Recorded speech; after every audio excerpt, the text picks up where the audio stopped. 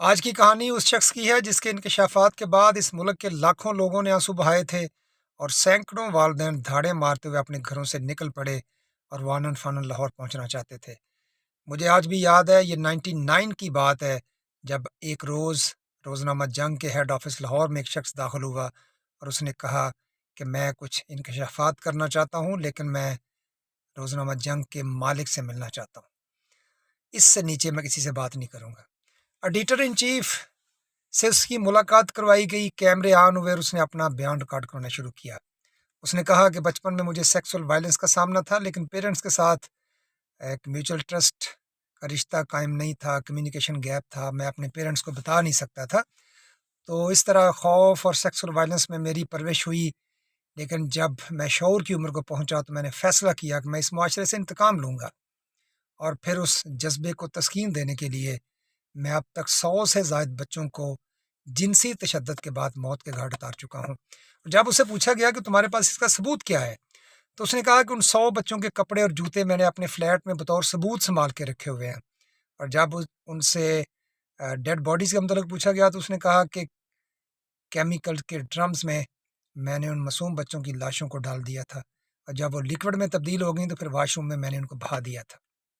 لیکن ابھی بھی میرے فلیٹ میں کیمیکلز کے بے شمار ڈرمز ہیں جن میں کچھ بچوں کی باقیات بطور ثبوت موجود ہیں۔ اس کے بعد پولیس اور آرمی کو انفارم کیا گیا، اس کے فلیٹ کو سرچ کیا گیا، تو آپ حیران ہوں گے کہ جو کچھ وہ بتا رہا تھا چیزیں اس سے بھی زیادہ تکلیف دہ تھیں۔ وہاں پہ سینکڑوں بچوں کے جوتے اور کپڑے موجود تھے، کیمیکلز کے ڈرمز تھے جن میں بچوں کی باقیات دیکھی جا سکتی تھیں۔ اور اس پورے معاملے کی جب رپورٹنگ ہوئی، تصاویر شائع ہوئیں، تو ایسے ایسے مناظر بھی پوری دنیا نے دیکھے کہ لوگ اس کے فلیٹ میں جمع ہیں اور وہاں سے کپڑے اور جوتے اٹھا اٹھا کے کہہ رہے ہیں کہ یہ میرے بچے ہیں، یہ میرا بیٹا ہے، یہ میرا بیٹا ہے، اور اتفاق ملزم نے اس کے ساتھ کیا کیا۔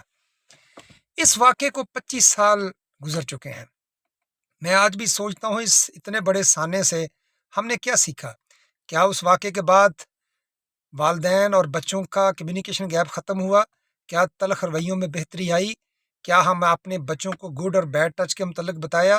کیا ہم نے اپنے بچوں کو سیکسول وائلنس کے متعلق بتایا؟ کیا پیرنٹس نے اپنے بچوں کو یہ ایجوکیٹ کیا کہ اگر کوئی آپ کو بیڈ ٹچ کی نیت سے اپنا ہاتھ بڑھاتا ہے تو آپ نے ہمیں بتانا ہے؟ تو کیا ہم اس پوزیشن میں ہوئے کہ کبھی ہمارے بچوں نے ہمیں بتایا اور ہم نے اس کے ساتھ سٹینڈ لیا ہو؟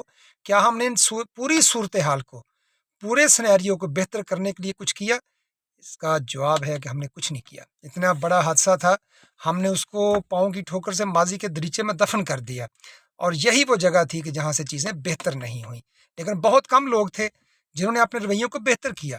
انہوں نے اپنی اولاد کو اپنے سینے کے ساتھ لگایا، تلخ رویوں کی اصلاح کی، چھوٹا سا گھر جنت بنا، وہاں کمیونیکیشن گیپ ختم ہوئے، وہاں پہ میوچل ٹرسٹ کا رشتہ قائم ہوا، بچوں کو سیکسول وائلنس کے متعلق بتایا گیا، ٹین ایج بچوں کو سیکس ایجوکیشن دی گئی، گڈ اور بیڈ ٹچ کے متعلق بتایا گیا، بہت کچھ ہوا، لیکن یہ نہ ہونے کے برابر تھا۔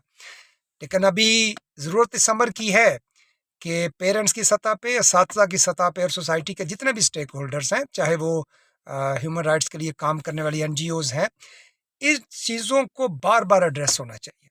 چائلڈ ابیوز کو، سیکسول وائلنس کو، سیکس ایجوکیشن کو، گڈ اور بیڈ ٹچ کو، یہ چیزیں بطور ایمرجنسی ڈسکس ہونی چاہیے۔ تب جا کے ہم اس پوزیشن میں ہوں گے کہ ہم اتنے بڑے حادثوں سے نکل سکیں گے، اور ہم اپنے سوسائٹی کو ایسے بے رحم کرداروں سے بے نقاب پاک کر سکیں گے۔ اور میری آپ سے ہمبل ریکویسٹ ہے کہ آئیے اس عزم کے ساتھ اس میسج کو شیئر کریں کہ ہم being a parents, being teachers اور سوسائٹی کے سٹیک ہولڈرز، ہم اپنی رسپانسبلٹیز کو ٹاپ پریالٹی پہ رکھتے ہوئے اپنے بچوں کے درمیان جو ایک تلخ رویے ہیں ان کو ختم کریں گے، بچوں کے ساتھ ایک فرینڈلی انوائرمنٹ قائم کریں گے، بچوں کو ہم سیکسول وائلنس کے متعلق بتائیں گے، گڈ اور بیڈ ٹچ کے متعلق بتائیں گے، اور جب وہ ٹین ایج میں ہوتے ہیں ان کو سیکس ایجوکیشن دیں گے۔ اور اس کے ساتھ ساتھ دنیا گلوبلائزیشن میں داخل ہو چکی ہے، بچوں کو موبائل فون کی ایس او پی کے متعلق آگاہ کریں، ان کو بتائیں کہ یہ اپنی ذات میں ایک آئیڈیل لائبریری ہے، آپ اس کے ساتھ بہترین شخصیت کے ساتھ آگے بڑھ سکتے ہیں۔ اس میں انٹرٹینمنٹ ہے، اسپورٹس ایکٹیویٹیز ہیں، بہت کچھ ہے، لیکن اس کے ساتھ ساتھ اس میں کچھ ایپس ہیں جو آپ کی پرسنالٹی کو، آپ کی مورل ویلیوز کو کلیپس کر سکتی ہیں۔ تو تو جب اس طرح کی چیزیں آپ کے سامنے آئیں تو آپ ان کو اگنور کر کے آگے بڑھیں، تاکہ یہ چیزیں آپ کے فیوچر میں، آپ کے گول میں، آپ کے مقصد میں، آپ کے عزم میں رکاوٹ نہ بن سکیں۔ تبھی جا کے ہم اپنی سوسائٹی کو ایک ہیلدی ٹریک پہ آگے بڑھنے کے مواقع دے سکتے ہیں، اور ہم اپنے بچوں کے متعلق کہہ سکتے ہیں کہ ہم نے اپنا فرض ادا کر دیا ہے۔ اپنا بہت سا خیال رکھیے گا۔ آپ کا بہت بہت شکریہ۔